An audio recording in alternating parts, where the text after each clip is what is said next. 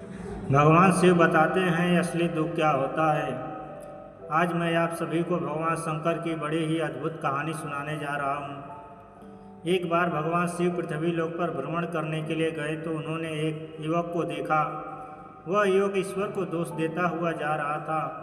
वह अपने जीवन से निराश था, दुखी था। यह सब देखकर भगवान शिव एक महात्मा का रूप धारण करके उस युवक को असली दुख के बारे में ज्ञान देते हैं। तो चलिए इस कहानी के माध्यम से समझते हैं कि असली दुख क्या होता है।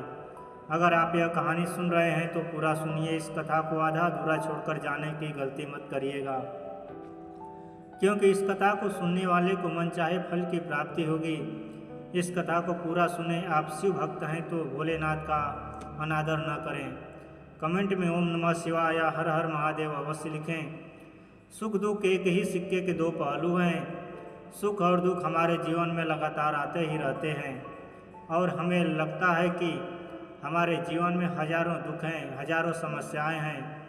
लेकिन अगर आप वास्तविक तौर पर देखें और अगर आप इस बात को अच्छी तरह से समझें तो आप यह समझ पाएंगे कि हमारे जीवन में केवल एक ही दुख होता है। और वो कौन सा दुख है और उस दुख का निवारण क्या है, उस दुख का समाधान क्या है, हम यही जानने की कोशिश करेंगे इस कहानी के माध्यम से। एक समय की बात है, एक गांव में एक व्यक्ति रहता था। उसका नाम हरिहर था। वह बड़ा आलसी था और अपने जीवन से बहुत निराश था। उसका कारण यह था कि उसने अब तक अपने जीवन में कुछ भी हासिल नहीं किया था। वह कुछ भी नहीं करता था। उसके घर वाले भी इस बात से बहुत परेशान रहते थे। वह चाहते थे कि वह बाहर जाकर कुछ अच्छा काम करे, कोई अच्छी नौकरी करे, लेकिन वह उनकी एक नहीं सुनता था। उसके घर वाले दूसरों का उदाहरण देके उसे ताने मारते थे, उसे तरह तरह की बातें करते थे, लेकिन उसे कोई फर्क नहीं पड़ता था। जबकि उसके सारे मित्र कामयाब हो चुके थे। कोई अच्छा व्यापार कर रहा था तो कोई अच्छी नौकरी कर रहा था, जिस कारण जब भी वह लोग मिलते तो वे लोग अपनी बढ़ चढ़कर बढ़ाई किया करते थे। लेकिन हरिहर कुछ करता नहीं था, जिस कारण जब भी कोई उसे पूछता कि तुम क्या कर रहे हो तो वह कुछ करता तो न था। इसलिए वह हमेशा सबसे केवल एक ही बात कहता था कि मैं कोशिश कर रहा हूँ। लेकिन उसकी कोशिश का कोई फल नहीं किसी को नज़र आ रहा था। देखते ही देखते अब ऐसा समय आ चुका था कि हरिहर सभी से मुंह छुपाता रहता था, ताकि उसे कोई यह ना पूछ ले कि तुम क्या करते हो। इसलिए वह कभी किसी के सामने भी नहीं आता था। धीरे धीरे उसका मन दुखी होने लगा। हरिहर अब बहुत निराश होने लगा था, मानो वह इस धरती पर बोझ है। इसलिए वह अपने आप को बहुत अकेला महसूस करता था। एक दिन उसके मन में यह विचार उत्पन्न होने लगे कि मेरे हाथों में कुछ नहीं है तो मैं क्या कर सकता हूँ। अकेले बैठकर वह रोता रहता और भगवान को दोष देता रहता। एक दिन छुपता छुपाता वह घर से निकलकर कहीं जा रहा था। तभी उसने रास्ते में देखा कि एक महात्मा लोगों को प्रवचन दे रहे हैं और प्रवचन में वह दुख की बातें कर रहे हैं। हरिहर अपना मुंह छुपाकर वहीं पर खड़ा हो गया ताकि उसे कोई देख न ले और चुपचाप उन महात्मा जी की बातें सुन रहा था। महात्मा जी सभी को प्रवचन में कह रहे थे कि दुख हमारा सबसे बड़ा साथी है। हमें दुख अपने जीवन के बारे में समझाता है और हमें सही जीने का तरीका बताता है। दुख हमारे गुरु की तरह है जिससे हमें सीखना चाहिए। आप चाहें तो अपने जीवन में अपने दुखों को अपना गुरु बना सकते हैं और उससे सीख सकते हैं, या फिर आप चाहें तो अपने दुखों पर बैठकर रो सकते हैं, लेकिन इससे आपको कोई लाभ नहीं मिलेगा, बल्कि आप दिन प्रतिदिन दिन और कमज़ोर होते जाएंगे, निराश होते जाएंगे। हरिहर छुप छुप कर उन महात्मा जी की बातें सुन रहा था। जैसे ही उपदेश खत्म हुआ, हरिहर उन महात्मा जी के पास पहुंचा और कहने लगा, हे महात्मा जी, अभी आप कुछ देर पहले दुख को गुरु बता रहे थे। आप कह रहे थे कि दुखों से हमें सीखना चाहिए, हमें उन्हें अपना गुरु बनाना चाहिए, लेकिन मैं भी तो अपने दुखों से परेशान हूँ। अपने जीवन से परेशान हूँ।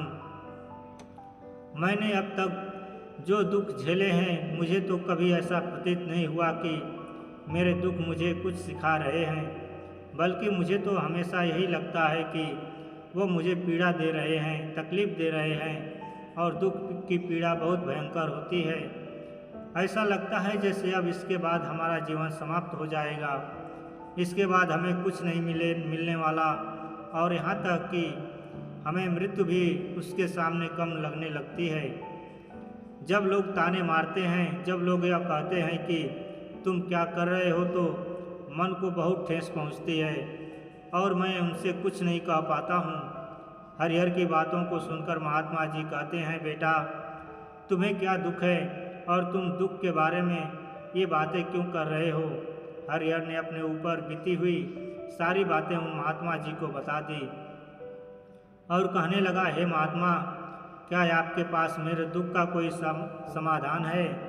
हरिहर की बातें सुनकर महात्मा जी मुस्कुराए और कहने लगे, बेटा जब तुम्हारे जीवन में असली दुख आए तो तुम मेरे पास आना, मैं तुम्हारे दुख का समाधान अवश्य बताऊंगा। और महात्मा जी की बातें सुनकर हरिहर जज में पड़ गया। उसे यह समझ नहीं आ रहा था कि क्या उसने अब तक जो दुख झेले हैं वह असली दुख नहीं है। उसने जो अब तक पीड़ा झेली है, लोगों के ताने सहे हैं और जो तकलीफ़ें उठाई है, क्या वह असली दुख नहीं है। आगे वह मन ही मन अपने आप से कहता है कि जब मुझे मेरे अपने नहीं समझ पाए तो यह महात्मा जी मुझे क्या समझेंगे। इतना सोचकर हरिहर वहाँ से अपने घर की ओर चला गया। अब हरिहर लोगों के ताने सुन सुनकर बहुत थक चुका था। वह बहुत निराश हो चुका था, जिस कारण उसने निर्णय लिया कि वह अब कुछ करके दिखाएगा। उसने अपने पिता से थोड़ा सा पैसा लिया और उस रुपए से उसने एक व्यापार शुरू किया। उसके पिता बहुत खुश थे कि कम से कम मेरा बेटा कुछ करने का प्रयास तो कर रहा है, लेकिन उसे व्यापार में कोई सफलता नहीं मिल रही थी, जिसके कारण वह बहुत ही हताश हो चुका था। वह बहुत निराश हो चुका था। हरिहर को यह समझ नहीं आ रहा था कि वह क्या करे, किस तरह से अपने व्यापार को आगे बढ़ाए। तभी उसके पिता ने उससे कहा, बेटा कोई बात नहीं, इसी तरह से प्रयास करते रहो, आज नहीं तो कल सफलता अवश्य मिलेगी। हरिहर ने अपने पिता की बात मानी। हरिहर अब अपने व्यापार में और भी कड़ी मेहनत करने लगा। धीरे धीरे उसे सफलता मिलने लगी और फिर उसने रफ्तार पकड़ ली। देखते ही देखते केवल 2 साल के अंदर वह एक बहुत बड़ा व्यापारी बन गया। अब उसके पास धन दौलत की कोई कमी नहीं थी। जो लोग हरिहर को पहले नापसंद किया करते थे, वही लोग अब उसे पसंद करते थे, उसकी चिंता करते थे, उसके कार्यों की सराहना करते थे। उसके माता पिता भी अब अपने बेटे से बहुत खुश थे और उसकी सफलता से अत्यंत प्रसन्न भी थे। धीरे धीरे हरिहर के मित्रों की संख्या लगातार बढ़ती जा रही थी। हरिहर के कुछ मित्रों ने उसे यह भी सलाह दी कि उसे अपना व्यापार और तेज़ी से बढ़ाना चाहिए, उसे अपने व्यापार को और फैलाना चाहिए। जब तुम आज केवल इस नगर के सबसे बड़े व्यापारी हो, तब तुम इतना खुश हो, तुम्हारे साथ बहुत सारे लोग हैं। वहीं पर तुम सोचो कि जब तुम इस राज्य के सबसे बड़े व्यापारी बन जाओगे, तब तुम्हारे यहाँ पर लोगों की भीड़ लग जाएगी।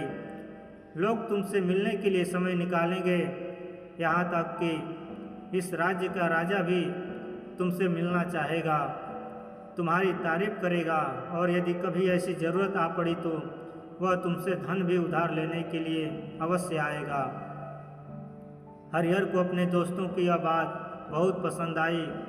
हरिहर ने सोचा कि मेरे मित्र सही कह रहे हैं, मुझे अपने व्यापार को और बड़ा करना चाहिए और फैलाना चाहिए, तभी तो हर कोई मेरे बारे में जान सकेगा, हर कोई मुझे पहचान सकेगा।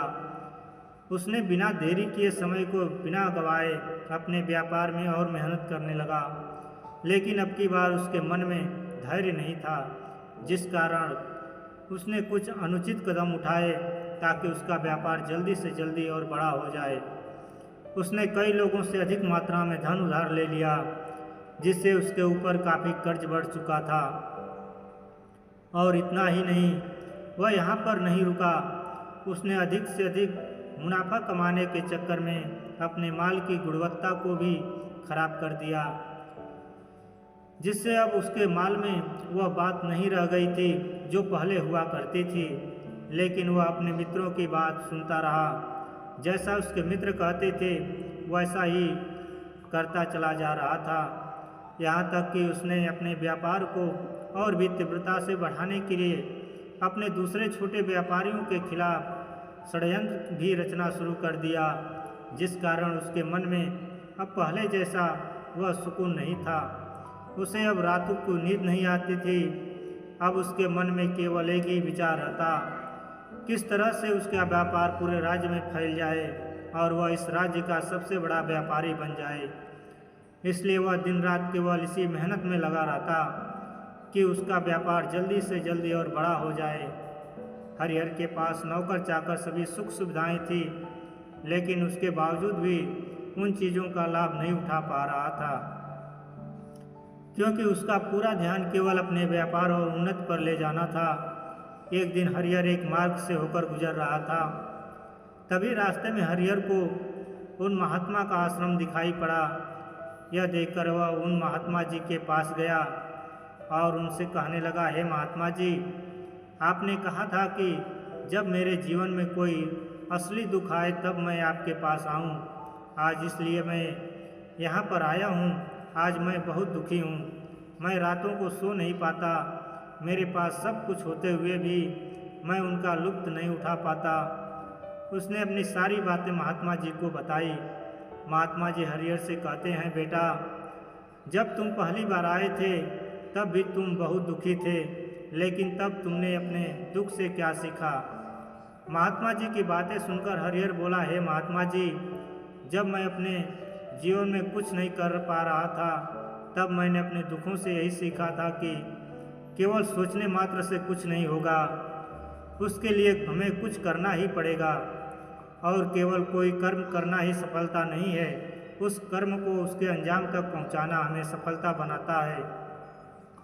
फिर चाहे रास्ता कैसा भी हो, फिर चाहे परिस्थितियां कैसी भी हो, कैसी भी क्यों ना हो, फिर चाहे कितनी ही बाधाएं आपके रास्ते में क्यों ना आ जाए, चाहे ऐसा क्यों ना लगने लगे कि अब हमारे जीवन में कुछ नहीं बचा, हम कुछ नहीं कर सकते, तब भी हौसला बनाए रखो। उम्मीद नहीं छोड़नी चाहिए और अपने कार्य पर डटे रहना चाहिए।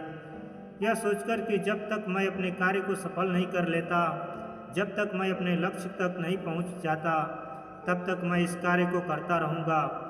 मैं इस कार्य में अवश्य सफल होकर रहूँगा, क्योंकि लोग केवल सफल लोगों को महत्व देते हैं, उनके कर्मों को नहीं। हरिहर की यह सारी बातें सुनकर वह महात्मा जी कहने लगे, बेटा, जब तुम्हारे जीवन में असली दुख आए तब तुम मेरे पास आना, मैं तुम्हारी समस्या का समाधान अवश्य करूँगा। इतना कहकर महात्मा जी वहाँ से चले गए। हरिहर फिर से उनकी बातें सुनकर आश्चर्यचकित रह गया। उसे अभी यह समझ नहीं आ रहा था कि उसने जो तकलीफ़ें अभी तक झेली है, क्या यह असली दुख नहीं है? हरिहर के मन में अब एक सवाल उत्पन्न होने लगा कि असली दुख क्या है और इसकी पहचान क्या है, और मुझे कैसे पता चलेगा कि इस समय मैं असली दुख में हूँ। लेकिन उसने कुछ नहीं कहा। तभी वह महात्मा हरिहर के पास एक बड़ा सा घड़ा लेकर पहुँच जाते हैं। उस घड़े के अंदर सोने के सिक्के थे। उस घड़े को देते हुए वह महात्मा जी हरिहर से कहते हैं, बेटा, तुम इसे उस पेड़ के नीचे मिट्टी में दबा दो, क्योंकि यह अभी किसी काम का नहीं है।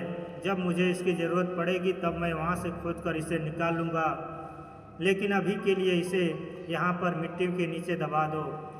हरिहर ने महात्मा जी की बात मान ली और वह घड़ा मिट्टी में दबा दिया। इतना सब करके हरिहर उन महात्मा जी को प्रणाम करता है और वहाँ से वापस अपने घर की ओर लौट जाता है। धीरे धीरे समय बीतता गया। समय के साथ साथ हरिहर व्यापार में और भी ज़्यादा उन्नति कर चुका था, लेकिन माल की गुणवत्ता अच्छी न होने के कारण अब उसके व्यापार में घाटा होने लगा और धीरे धीरे ऐसा समय आया कि उसका व्यापार पूरी तरह से चौपट हो गया। अब उसके पास कुछ नहीं बचा था। हरिहर ने अपने दोस्तों से जो कर्ज लिए थे वह कर्ज भी उसे चुकाने थे, लेकिन हरिहर यह सोचकर निश्चिंत था कि उसने वह कर्ज अपने मित्रों से लिया है, जिस कारण वह उन्हें लौटाने में थोड़ी देर अवश्य कर सकता है।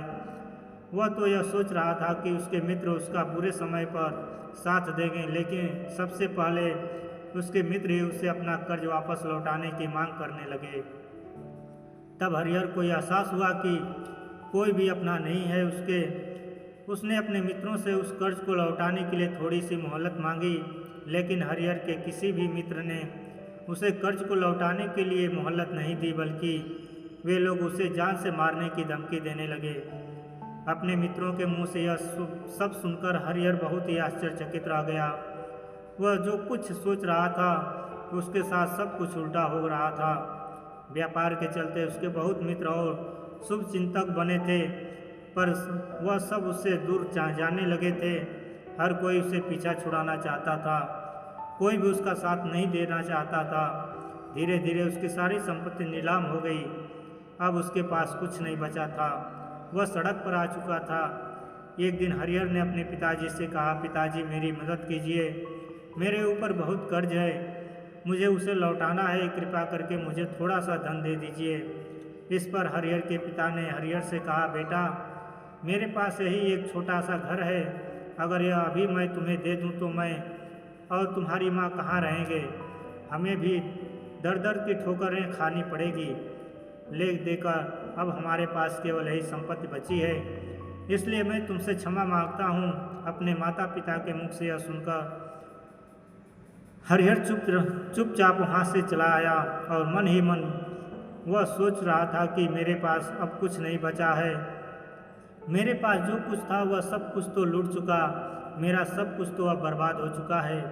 भला अब मैं जीकर भी क्या करूँगा, अब मेरे पास केवल एक ही रास्ता है जिससे मैं अपने कर्जदार से अपना पीछा छुड़ा सकता हूँ। यह सोचता हुआ वह एक ऊंची पहाड़ी की ओर पहुँचा। वह पहाड़ी पर चढ़ने ही वाला था कि तभी उसे याद आया कि उन महात्मा जी ने कहा था कि जब तुम पर असली दुख आए तभी तुम मेरे पास आना, मैं तुम्हारी समस्या का समाधान अवश्य करूँगा। यह सोचकर हरिहर के मन में एक बार फिर उम्मीद की लहर दौड़ पड़ी। हरिहर दौड़ता हुआ उन महात्मा जी के पास पहुँचा और हरिहर ने उन्हें प्रणाम करके अपने ऊपर बीती हुई हर एक बात उन्हें बता दी और कहने लगा, हे महात्मा, आपने कहा था कि जब मेरे ऊपर असली दुख आए तब आप उसका समाधान अवश्य करेंगे।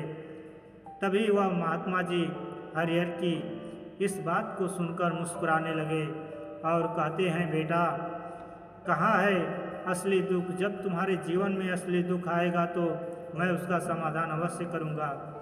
उन महात्मा जी के मुख से यह सुनकर हरिहर के सब्र का बांध टूट गया और हरिहर ने उन महात्मा जी से कहा कि क्या मैंने आज तक जो भी दुख झेला है, जो भी तकलीफ झेली है, क्या यह दुख नहीं है, क्या इसे दुख नहीं कहते हैं। तभी वह महात्मा जी हरिहर से कहते हैं, बेटा पहले तुम मुझे यह बताओ कि तुमने अपने दुख से क्या सीखा है। इसका जवाब देते हुए हरिहर उन महात्मा से कहता है, हे महात्मा, मैंने तो यही सीखा है कि जो लोग तुम्हारी तरक्की में तुम्हारा पीछा करते हैं वो लोग अवश्य ही तुम्हें धोखा देंगे, क्योंकि ऐसे लोग बुरे समय पर तुम्हारा साथ नहीं देने वाले, बल्कि तुम्हारा फ़ायदा उठाने का ही वह प्रयास करेंगे। इसलिए ऐसे लोगों पर भरोसा ना करें, बल्कि जो लोग तुम्हारी असफलता के समय पर, तुम्हारे बुरे समय पर तुम्हारे साथ खड़े हैं, वही तुम्हारे असली मित्र हैं और वही तुम्हारे साथ रहते हैं। और ऐसे लोग तुम्हें बहुत कम मिलते हैं। जिन्हें भी ऐसे लोग मिलते हैं उन्हें हमेशा उनकी कद्र करनी चाहिए। जब तुम कोई कार्य कर रहे हो तो उसे पूरी ईमानदारी से करो, धैर्य रखो, लालच ना करो, क्योंकि ऐसा करने से तुम्हारे साथ ही बुरा होगा और तुम हमेशा नुकसान में रहोगे। हरिहर की यह सारी बातें सुनकर महात्मा उसे उस घोड़े के पास ले गए। हरिहर की यह सारी बातें सुनकर महात्मा उसे उस घड़े के पास ले गए जहाँ उस घड़े को उन्होंने मिट्टी में दबाया था। उन्होंने गड्ढा खोदा हुआ घड़ा हरिहर के हाथ में थमाते हुए महात्मा जी ने हरिहर से कहा, ये लो, अभी इसे तुम अपना काम चलाओ और जब तुम्हारे जीवन में असली दुख आए तब तुम मेरे पास आना, मैं उसका समाधान अवश्य करूँगा। हरिहर महात्मा जी की बात सुनकर बड़ी अचरज में पड़ गया। उसे यह समझ नहीं आ रहा था कि आखिर यह असली दुख क्या है, लेकिन उसने अपने हाथों में पकड़े हुए घड़े को देखा जिसके अंदर सोने के सिक्के थे। यह देखकर उसे मन ही मन यह लगा कि चलो अब तो थोड़ी सी राहत अवश्य हो जाएगी, मैं अपने मित्रों का यह कर्ज लौटा सकूंगा और एक नया व्यापार भी फिर से आरंभ कर सकूंगा। यही सोचते हुए हरिहर ने उन साधु महात्मा को प्रणाम किया, उनका धन्यवाद किया और वहाँ से चल पड़ा। हरिहर ने उन सोने के सिक्कों से सभी का कर्ज लौटा दिया और अपने लिए एक बार फिर से नया व्यापार शुरू किया। व्यापार छोटा था लेकिन अब की बार हरिहर बहुत खुश था। उसने अपने व्यापार पर काम और देखते ही देखते एक बार फिर से वह एक बड़ा व्यापारी बन गया। लेकिन अब की बार वह बहुत खुश था क्योंकि इस बार उसने कोई लालच नहीं किया, ना ही किसी के लिए षड्यंत्र रचा, बल्कि उसने पूरी ईमानदारी और मेहनत के साथ अपने व्यापार पर काम किया। लेकिन जैसे जैसे आप धनी होते जाते हैं, जैसे जैसे आप अमीर बनते जाते हैं, आपके मन में एक डर और उत्पन्न होने लगता है, और वह डर है अपनी दौलत को न खो देने का, जिस कारण आप लोग दान पुण्य करना शुरू कर देते हैं, लोगों की मदद करते हैं ताकि आपके जीवन में कभी कोई दुख न आए। लेकिन यह जीवन सुख और दुख का संगम है, जिस कारण हर किसी को सुख और दुख से होकर गुजरना भी पड़ता है। इसी वजह से एक बार फिर से हरिहर के जीवन में एक और दुख का आगमन हुआ। अब की बार उसके माता और पिता दोनों की मृत्यु हो गई। हरिहर अपने माता पिता से बहुत प्रेम करता था, इसलिए उसके मन को बहुत गहरा आघात पहुंचा। जब आखिरी बार वह उन्हें देख रहा था तो उसके मन में हजारों सवाल उत्पन्न होने लगे। उसने सोचा कि जिस संपत्ति के लिए वह हमेशा लड़ते झगड़ते रहते थे, आज उसकी देखभाल के लिए कोई नहीं था। उसके माता पिताजी ने जो भी मेहनत की, जो भी अपने जीवन में इकट्ठा किया, यह यहीं रह गया। लेकिन अब सब कुछ खत्म हो चुका था। हरिहर का मन अब बहुत बेचैन हो रहा था। उसके मन में हजारों सवाल उत्पन्न हो रहे थे और वह अपने आप को बहुत अकेला महसूस कर रहा था। उसे बहुत खाली समय महसूस हो रहा था। उसने इधर उधर देखा लेकिन उसे कुछ समझ नहीं आया। तभी उसे उन महात्मा जी की याद आई। वह तुरंत ही भागा भागा उन महात्मा के पास पहुंचा। उसे देखते ही उन महात्मा ने हरिहर से पूछा, क्या बात है बेटा, कोई फिर से दुख आ पड़ा है क्या? तभी हरिहर ने कहा, नहीं गुरुदेव, अब तो सब ठीक है, लेकिन आज मेरे माता पिता की मृत्यु हो गई और मैं बहुत अकेला महसूस कर रहा हूँ, मैं बहुत दुखी महसूस कर रहा हूँ। महात्मा जी हरिहर से कहते हैं, बेटा, इसमें दुखी होने वाली क्या बात है? यह तो जीवन है। यहाँ पर कोई भी रहने नहीं आया और ना ही कोई रहेगा। हम सब एक ना एक दिन मृत्यु को प्राप्त हो ही जाएंगे और मृत्यु कब आएगी यह किसी को नहीं पता। हो सकता है कि तुम्हारी मृत्यु कल ही हो जाए। मैं तो अभी जवान हूँ और मुझे तो अभी अपनी पूरी उम्र जीना है। मैं तो कुछ करना चाहता हूँ और आप कह रहे हैं कि मैं कभी भी मृत्यु को प्राप्त हो सकता हूँ। मृत्यु कभी किसी की उम्र देखकर नहीं आती और ना ही किसी को बताकर आती है। सारी बातें सुनकर हरिहर और भी ज़्यादा बेचैन हो गया और वह चुपचाप वहाँ से चला आया। उसके मन का यह खालीपन अभी वैसे ही था। हरिहर अपने आप को बहुत अकेला महसूस कर रहा था। उसके बाद से उसका मन अपने व्यापार में भी नहीं लग रहा था। जब भी वह कोई कार्य करने लगता तो उसके मन में बहुत सारे प्रश्न उठने लगते कि वह क्या कर रहा है, क्यों कर रहा है और अब उसने इस कार्य को क्यों किया। उसके मन में अब एक और प्रश्न उत्पन्न होने लगा कि क्या यह हम यहाँ पर अकेले इसलिए आते हैं कि इस जीवन को भोगें और एक दिन मृत्यु को प्राप्त हो जाए। जीवन का असली मतलब क्या है? उसने कई विद्वानों से पूछा, अपनी तरफ से जो मुमकिन हो सकता था खोजबीन किया, लेकिन उसे कोई संतोषपूर्ण जवाब नहीं मिल पा रहा था। और जब उसे कोई जवाब नहीं मिला तो उसका दुख और भी बढ़ गया, जिस कारण उसके मन की बेचैनी और बढ़ चुकी थी और उसे यह समझ नहीं आ रहा था कि वह क्या करे, कहाँ जाए, किससे पूछे। तभी उसे फिर से उन महात्मा जी की याद आई। हरिहर फिर से उन महात्मा जी के पास पहुंचा और उसने अपने मन की सारी बातें उन महात्मा जी को बताई।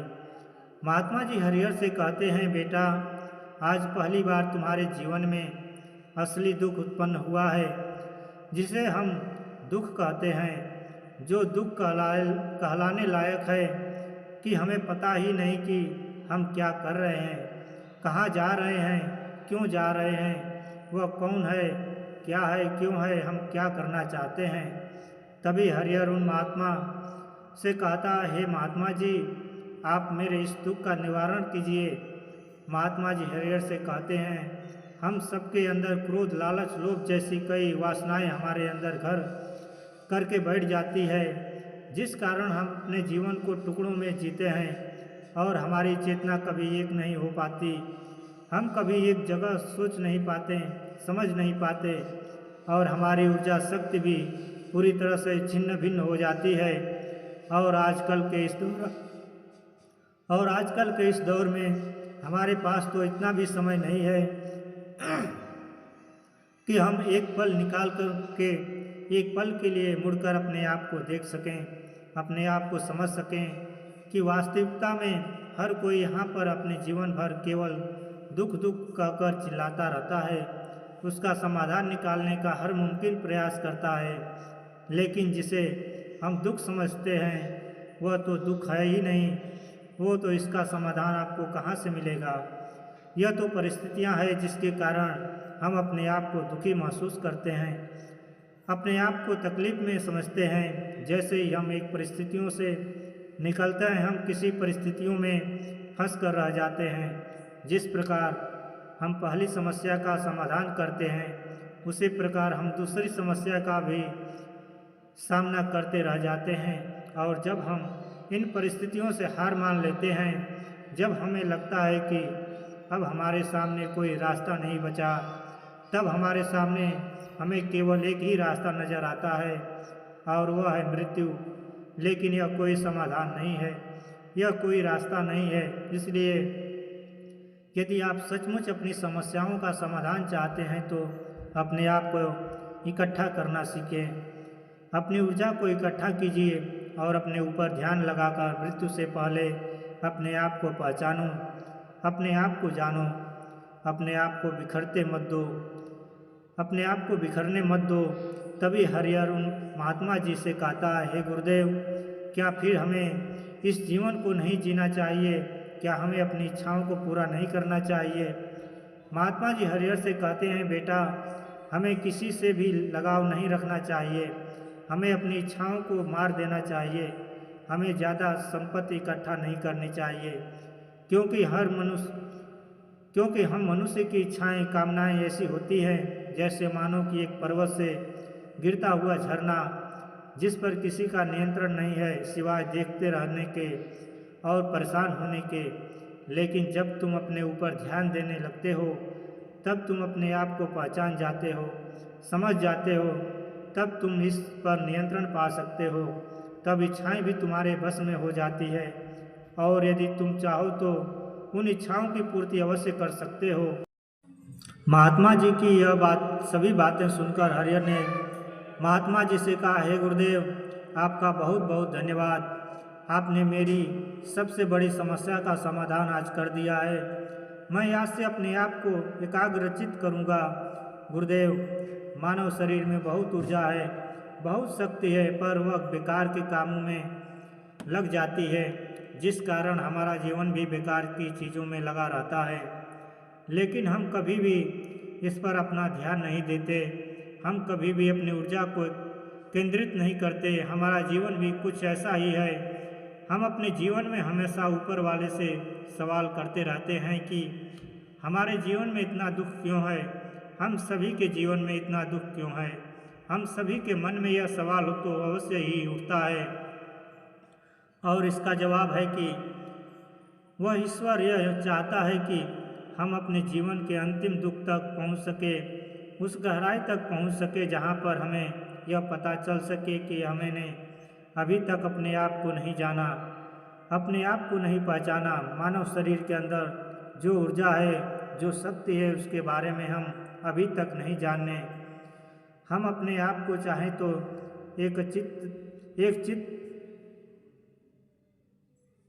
हम अपने आप को चाहें तो एकत्रित कर सकते हैं, अपने आप पर नियंत्रण पा सकते हैं, लेकिन हम अपनी इस ऊर्जा को व्यर्थ की चीज़ों में लगा देते हैं, जिस कारण हम अपने आप को कभी नहीं पहचान पाते और न ही कभी अपने आप पर नियंत्रण पा सकते हैं। लेकिन यदि आप अपने आप को जानना चाहते हैं, अपने आप को पहचानना चाहते हैं, तो पहले आपको खुद को एकत्रित करना होगा, अर्थात ध्यान लगाना होगा। ध्यान से ही आप अपनी उन समस्याओं का समाधान निकाल सकते हैं। अभी आप अपने आप को पहचान सकते हैं, जान सकते हैं और अपने जीवन पे हर दुखों का समाधान भी कर पा सकते हैं। दोस्तों, इस वीडियो के माध्यम से असली दुख क्या है, इस बारे में आप तक यह बातें पहुंचाने की छोटी सी कोशिश की है। आशा करता हूं कि यह वीडियो आपको पसंद आई होगी। यह वीडियो पसंद आई होगी तो हमारे चैनल को लाइक, सब्सक्राइब और ज़रूर करें। धन्यवाद।